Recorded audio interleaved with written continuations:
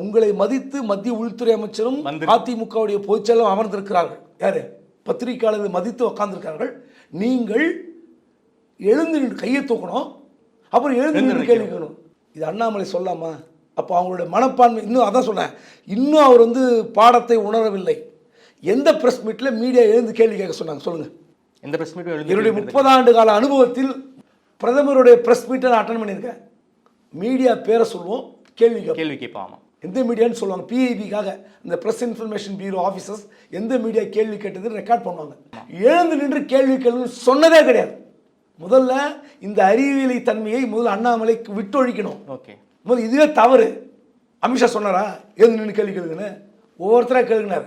கொஞ்சம் ஒரு மிரட்டுற டோனில் அமித்ஷா சொன்னார். அது அவருடைய பாடி லாங்குவேஜ். நான் அமித்ஷா குறை சொல்ல மாட்டேன்.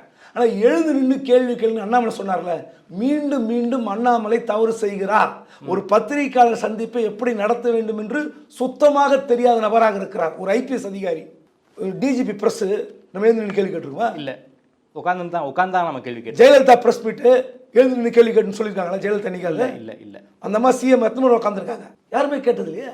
அப்போ எந்த அளவுக்கு இவர் இன்னும் வந்து ஒரு அரசியல், அது பார்வை கூட விடுங்க, ஒரு அரசியல் பாடத்தையே வந்து தெரியாமல் இருக்கிறார்.